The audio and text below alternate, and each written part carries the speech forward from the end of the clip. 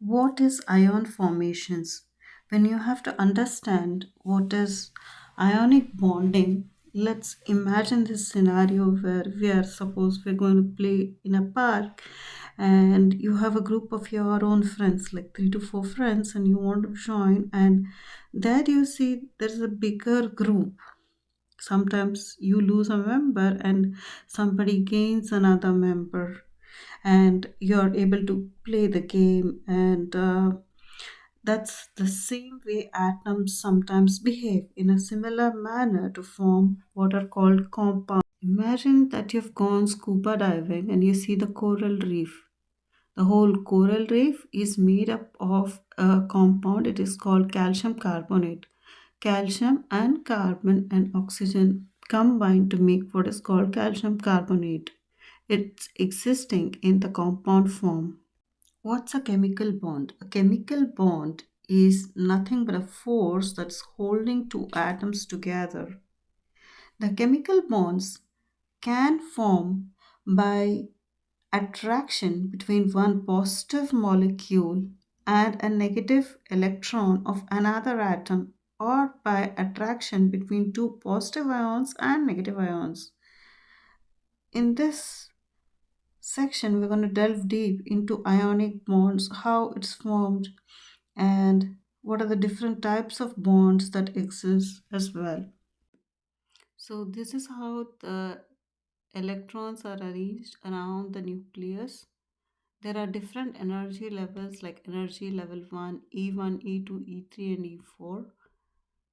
In these energy levels, different number of electrons will be present. In the first energy level, it's 2.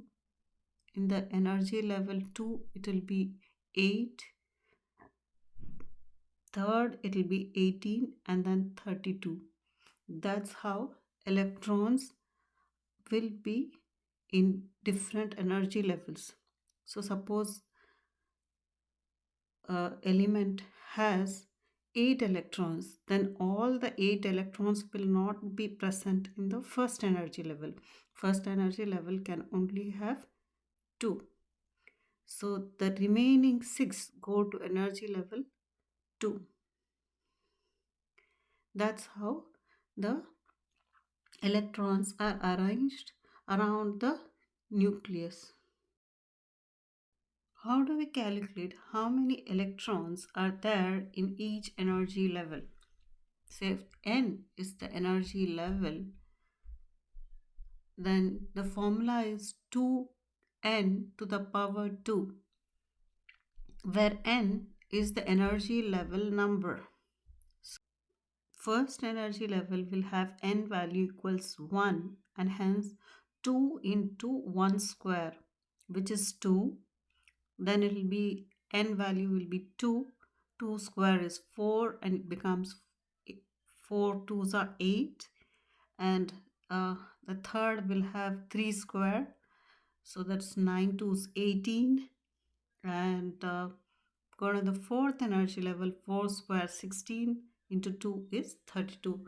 That's how the number of electrons in each energy level is calculated. So let us understand what are valence electrons. Valence electrons are the electrons located in the outermost shell of an atom, which are the ones that participate in chemical bonding.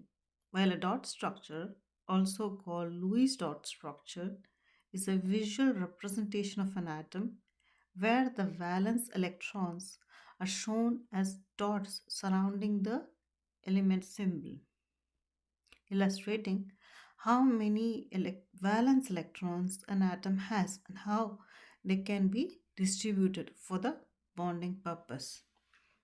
Key points about valence electrons and the dot structure. Valence electrons, which are found in the outermost energy level of an atom, they determine the element's chemical activity. The number of valence electrons of an element can be identified by its position in the periodic table. The dot structure, which is also called Lewis dot structure, is nothing but a diagram where we are putting the element signal symbol, which is like, for example, I take carbon. So carbon atomic number 6, and the number of electrons or valence electrons, that is the electrons in the outermost layer, is 4. So put the symbol C and 4 dots around it. So that's the Lewis dot structure. Used to visualize how atoms and electrons to form chemical bonds, helps predict the geometry of molecular structure based on arrangement of valence electrons.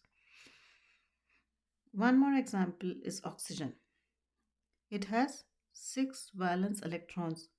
So its dot structure would be O symbol with 2 dots on each side, thus representing 6 valence electrons. Let's look at some more examples of representing Lewis electron dot symbols for the following elements. Lithium symbol Li has 1 dot. Beryllium Be 2 dots. Boron B 3 dots. Nitrogen 5 dots, and the symbol is N. So that's how you represent the Lewis electron dot structure for the following elements. Thanks for watching. Do like, share, and subscribe to my channel for more such chemistry content.